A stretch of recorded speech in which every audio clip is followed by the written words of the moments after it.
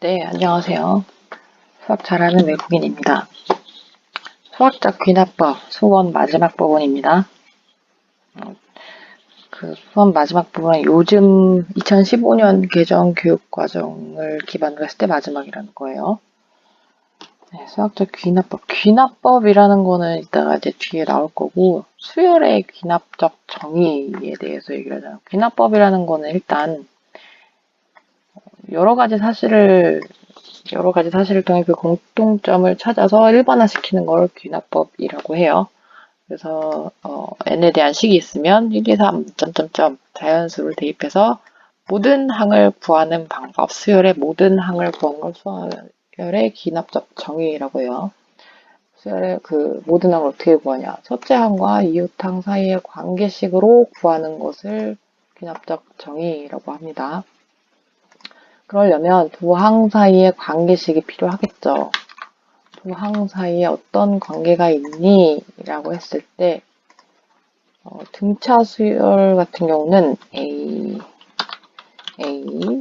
플러스 1 다음 항에서 그 항을 빼면 이렇게 되겠죠. 그리고 등비 수열 같은 경우는 두 항의 비가 일정하다라고 했잖아요. 그죠? n 플러스 1 이게 일정하다.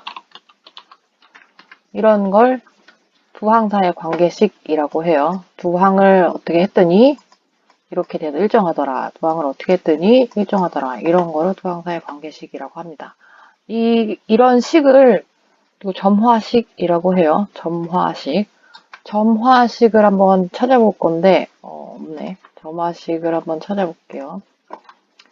한자로 바로 나오네요.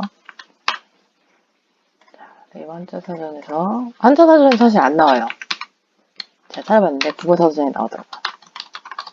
점화식이라고 하면 국어사전에 점화식이 나와요.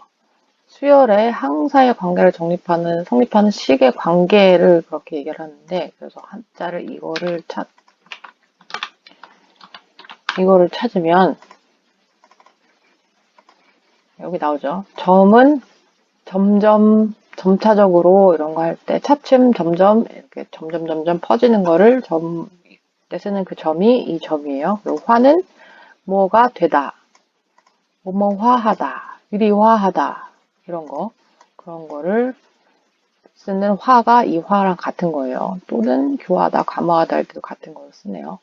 식은 어떤 의식 제도할 때 그냥 등식할 때 그 식과 똑같은 건데 그럼 점점 뭐가 되는 식을 점화식이라고 하겠네요. 그죠? 종류가 되게 많아요. 수열에 대하여 n이 이렇게 돼 있을 때 기본 조건이에요. 이럴 때 등차 수열 점화식 아까 보여줬죠? 앞에 거에서 뒤에 거를 빼면 일정하다라는 게 등차 수열. 등차 수열이 뭐예요? 두 항의 차이가 일정한 수열을 등차 수열이라고 하고 두 항의 비율이 일정한 수열을 등비 수열이라고 해요. 그래서 기본 식은 이건데 등차 수열의 두 식사의 관계, 점화식은 이런데 자, 이거 어디서 많이 본 거 아니에요? 이거 뭐냐면 이게 필요해서 이게 이거 아니고 여기서 이게 뭐냐면 등차 중항이었죠.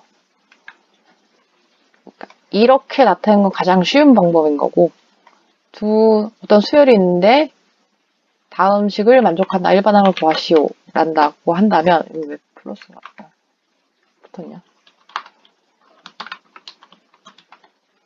이렇게 하면 자 이거를 구하시오라고 이런 관계에 있다라고 한다면 그 등차 수열이라는 말이고 또는 여기서부터 온 거죠. 여기서부터 세 수가 등차 수열이다. 가운데 있는 게 등차 중앙이다 할 때 이렇게 해요. 이 차이가 일정하기 때문에 이건 등차 수열이라고 할 수 있는 거고 등비 수열의 점화식에서 등비 수열은 비율이 일정하다 그랬어요. 그래서 나누기를 하면 일정하다인데 이것도 어디서 보던 거 아닙니까? 이식과 이식이 중요하다는 거예요. 이식 어디서 본 거 아니에요? 이식은 뭐냐? 뭐겠어요? 여기서 등차 중앙이라고 쓰기에는 등비중항이 되겠죠. 그죠? 등비중항.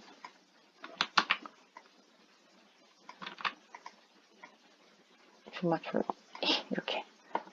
등비중항이 되는 거예요. 그리고 조화수열은 제가 직접 하진 않았어요. 역수가 등차 수열인 경우를 조화수열이라고 합니다.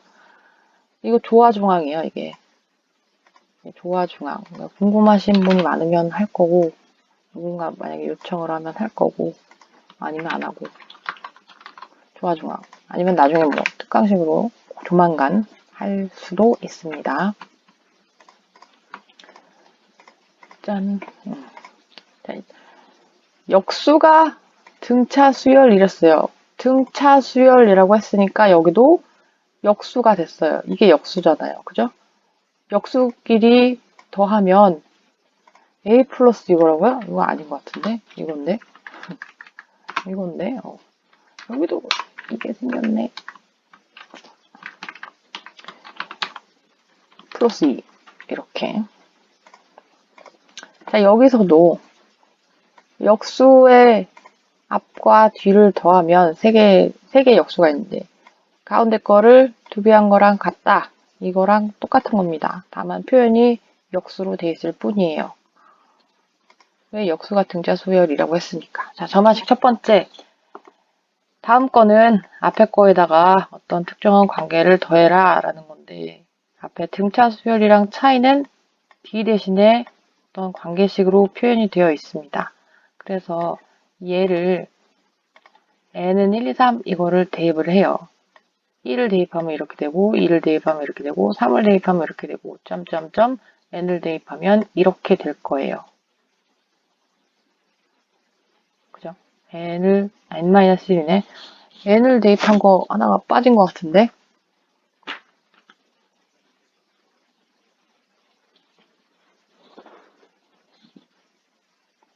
n-1을 대입하는 거네요. 여기 끝을 안 써놨구나. n-1. n-1을 대입한다. 그래서 여기까지 나온 거예요. 여기가 플러스 1이니까 n-1 넣으면 n이 될 거고, 여기 n이니까 n-1 넣으면 n-1이고, 여기도 n-1이고, 이렇게 된대요. 그래서 각 변끼리 뭐 한다? 더한다. 라고 하면, 다른 변에 있으니까, 이렇게 지워지고, 뭐가 남아요? AN은, 이거 다 더한 거. 그죠? 이거 다 더한 거는 시그마로 표현된다라는 건데, 이게 뭐 하는 짓이에요? 뭐 하는 짓이냐면, 일반항 구하는 거예요. 점화식은 일반항 게 아니에요. 점화식은 일반항이 아닙니다.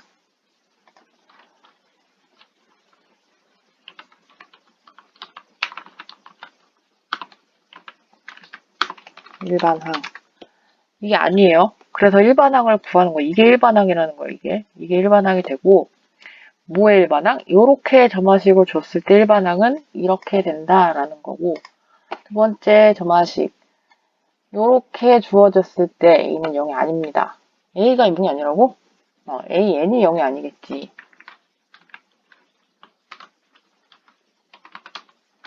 AN이 0이 아닙니다. AN이 0이 아니다라는 거는 공비 R 대신에 Fn 어떤 관계식으로 표현한 걸 저렇게 표현하고 얘도 n-1까지일 거예요.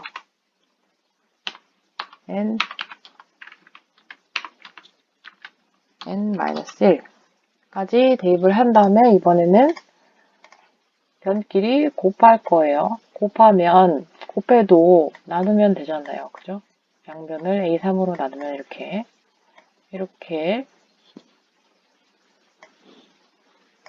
없어지겠죠? 그럼 뭐만 남아요? 얘만 남겠네. 이 부분을 곱한다고 했으니까 곱이 될 거고, 이거 남은 거 곱하고, 여기 남은 거 내려오고. 그래서 이렇게 접어식을 준 경우에 그 수열의 일반항은 이렇게 된다는 말입니다. 그리고 세 번째 점화식. 이런 꼴. 기본형은 여기까지예요. 근데 뒤에 두 개 더 있잖아요. 그건 이거 아니면 이걸로 또는 이걸로 바꿔서 계산하는 거예요. 그 바꾸는 과정까지만 할 거고요. 일단 첫 번째 점화식. P는 1이 아니고 Q는 0이 아니다. 라고 했어요. Q가 0이 되면 이게 없어지는 거잖아. 그럼 뭐랑 똑같아요? 이거랑 똑같이 돼요. 그죠? 그리고 만약에 P가 1이면, P가 1이면 이거 필요 없잖아요. 그죠? 여기에 Q만 더하는 거잖아요. 그건 뭐랑 똑같아요? 얘랑 똑같죠. 여기 P가 1인 경우는 이 경우에 해당하는 거고 Q가 0인 경우는 이 경우에 하게 되기 때문에 이런 조건이 붙는 거예요. 그리고 자, 그래서 이거 어떻게 해요? 얘를 주어진 점화식을 이런 모양으로 바꿀 거예요. 이 식을 A라고 할게요. 이런 모양으로 바꿀 건데 어떻게 바꾸냐라고 한다면 여기를 먼저 이거를 정리해서 이런 형태를 바꿀 거예요. 이걸 정리하려면 얘가 일로 가고 이거 풀면 an 플러스 1은 뭐뭐뭐 이렇게 될 거잖아요. 그죠? 그렇게 정리했더니 이런 B 모양의 식이 나왔습니다. pan 빼기 p 알파 더하기 알파잖아요. 그죠? 이렇게 이 식을 B라고 할게요. 그러면 이거랑 원래 주어진 점화식을 비교해 봅시다. 그럼 이거잖아요. PN의 P는 그대로 있네. 근데 뒤에 Q가 이렇게 표시되어 있잖아요. 이게 Q라는 뜻이에요. 이게 Q다.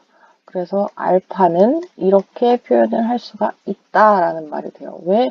빼기 알파 꼴로 바꿀 거니까 알파를 구해야 되잖아요. 그래서 알파는 이런 형태가 될 거다. 자, 그리고 두 번째, 이 바꿔야 하는 이 새로운 형태, 여기에서 이 부분을 새로운 수열 bn이라고 할게요. 그럼 여기 n 플러스 1이네. 이거는 bn 플러스 1이 되겠네요. 그죠? 네. 그걸로 치환을 했더니 이런 모양이 될 거래요. 이거 뭐랑 똑같아요? 이거 아니네. 이거랑 방금 한 거랑 똑같네. 여기가 bn으로만 바뀐 거고 여기는 p라는 숫자가 들어오는 거죠. p라는 걸로 바꿨잖아요. 그럼 얘는 양변을 bn으로 나누면 이렇게 된다고요. b가 일정하다라는 말이에요. 그래서 첫째 항은 얘가 되고 공비는 p인 등비 수열이 될 겁니다. 등비 수열 일반항은 요런 형태잖아요. 첫 항에다가 공비를 n-1을 곱한다 라고 했는데 첫째 항이 이거고 그죠? 첫째 항이 이거고 다시 원래대로 바꾼 거예요. bn을 바꿨더니 이 모양인데 이걸 다시 원래대로 바꿔서 이거대로 표현한 거예요. 그럼 첫째 항이 이거고 bn 플러스 1번째 항 얘는 첫째 항이 이거고 공비일 n-1개를 곱했다라고 했는데 우리는 an을 구해야 되는 거기 때문에 알파가 넘어갑니다. 그래서 일반항은 이렇게 된다라는 말입니다. 되셨나요? 이렇게 지우고 이래서 그런 식이 나온 거예요. 그리고 자 여기 네 번째 점화식은 좀 복잡한 형태예요. 이렇게 돼 있어요. 근데 조건이 P 더하기 Q 더하기 R이 0이다 라고 돼 있어요. 그러면 이거를 이용해서 Q는 뭐다 라는 거를 할 수 있는데 이거를 꼭 이렇게 해야 하나요? 이게 가장 좋은 방법인 것 같아요. 왜냐하면 정리된 식의 형태가 이렇게 됩니다. 이렇게 된다는 건 뭐예요? 이 형태를 만들 거예요. 이 형태. 봤더니 이게 1 차이 나네요. n이 하나 증가한 거, n 다음 항과 이전 항의 차를 이렇게 같은 모양으로 만들려고 q는 뭐다라고 바꾸는 거예요. 그래서 q 자리에 바꿨어요. 그리고 풀었어요. 쭉 가로를 풀었더니 p가 가진 항이 2개고 r을 가진 항이 2개네요. p랑 r로 묶었습니다. 이렇게. 그랬더니 여기처럼 차이가 1 나는 애들끼리 갈렸어요. 이렇게. 차이가 각 그 다음항과 이전항, 다음항과 이전항 요 관계로 묶였다 이 말이에요. 그래서 이 부분을 넘기고 나누기 p를 했더니 넘기면 이렇게 되고 p를 했더니 목적을 이루었습니다. 우리 목표했던 이론 모양이 되었습니다. 그러면 얘도 bn으로 두면 bn 플러스 1은 p분의 r bn이 됩니다. 그죠? 자, 이거 다음 항과 앞에 항이 있고 여기 숫자가 있어요. 이거 무슨 형태예요? 이거 얘가 p분의 r이 됐고 여기 bn이고 얘는 bn 플러스 1이 된 거잖아요. 그죠? 여기서 그죠? 그럼 그 다음에 어떻게 해요? 요거대로 하시면 돼요. 똑같이 n-1 대입한 다음에 양변을 곱해서 나오는 일반항을 찾으면 됩니다. 그리고 마지막 점화식. 자, 요런 모양이 있어요. 쟤는 뭘 먼저 해야 되냐라고 써 있나요? 양변을 뭐한다? 역수를 취할 겁니다. 역수를 취하면 이렇게 되겠죠. 얘로 치환이 아니고 치환이 되겠죠. 이렇게 치환을 할 거예요. 역수가 나온다? 라는 말은 약간 조화수열의 느낌도 있어요. 어쨌든 얘를 역수를 취하면 분의 1이 될 거고 얘는 분자 분모로 바꿀 거예요. 그죠? 그러면 어떻게 되냐. 자, 이렇게 쪼개서 쓸 거예요. 얘가 이렇게 쪼개지죠. 그죠? 여기는 an이 다 지워질 거고 뒤에 거는 분모를 곱하기로 쪼갰어요. 그러면 이런 모양이 되겠네요. 그죠? 근데 뭐 할 거라고요? an분의 1을 bn으로 바꿀 거예요. 얘가 bn이 될 거고 여기는 b의 n 플러스 1이 되겠죠. 이렇게. 그러면 얘는 또 뭐예요? 여기에 어떤 수를 곱하고 어떤 값을 더해라 라고 했으면 맨 처음에 봤던 거, 맨 처음 세 번째 봤던 거. 이 모양이겠네요. 그죠? 이 모양이잖아. 어떤 수를 곱하고 어떤 수를 더해라. 1이 아닌 수를 곱하고 0이 아닌 수를 더해라. 라고 한다면, 이 아까 뭐라 그랬어요? 그럼 이 형태가 나온다는 거. 이 형태가 나오면, 이렇게 다시 바꿔서 무슨 모양? 등비수열을 바꾼 다음에 똑같이 이거로 일반항을 구하시면 됩니다. 역수 취한 거에서는 약간 조화수열 느낌이었는데 하고 보니까 등차가 아니고 등비수열 이용하는 거였습니다. 자, 그러면 수학적 귀납법 아까 찾아봤잖아요. 그죠? 한자 뜻을 찾아봤구나. 그럼 수학에서 쓰는 건데 수열의 항 사이에 성립하는 관계식을 점화식이라고 하고 귀납법은 안 찾아봤구나. 귀납법을 찾으면 철학이 아니고 수학적 귀납법 아까 있었는데 이 한자를 찾아볼게요.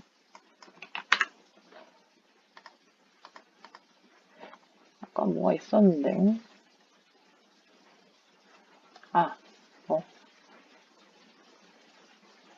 귀납법. 이거가 아니구나. 자, 여기서 그냥 귀납법을 찾아본 것 같아요. 귀납법과 연역법을 이렇게 찾았던 것 같아요. 여기 찾아보시면 정리를 다 해놨어요.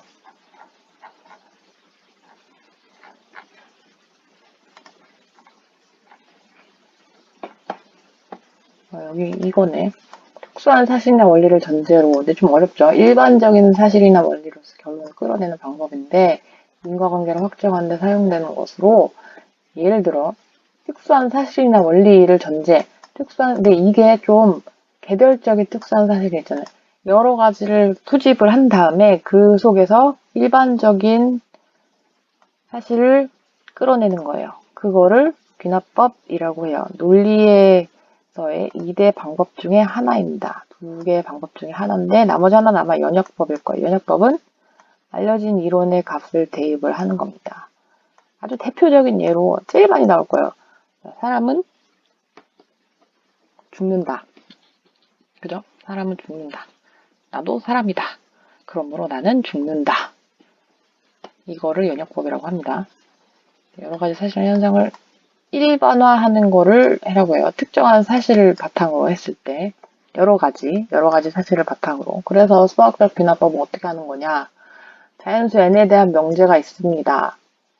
근데 이 모든 자연수에 대해서 성립함을 증명하는 방법을 수학적 귀납법으로 많이 써요. 그래서 첫 번째가 있잖아요. 자연수의 첫 번째는 1이니까. 1일 때 성립을 해요. 주어진 명제예요.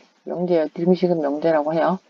명제가 성립한다. 그리고 n이 k일 때 주어진 등식이 성립한다고 가정하면 그 다음에서도 성립한다. 요것만 하면 모든 거에 대해 증명을 할 수가 있습니다. 왜냐하면 우리 1을 알고 있어요. 그죠? n이 k일 때, 특정한 k일 때 성립한다고 가정을 할 거래요. 근데 이 k를 1로 바꾸면 성립한댔잖아요. 그죠? 그러니까 성립한다고 할 수 있죠. 그러면 그 다음 것도 성립을 한대요. 1 다음이 뭐예요? 2죠. 2번이 성립을 한 거야. 알았어. 그럼 2번이 2로 바꿔요. 2 성립한 거 방금 증명했잖아. 그죠? 그래서 2일 때 성립을 한다라고 할 수 있고 그 다음은 3이잖아요.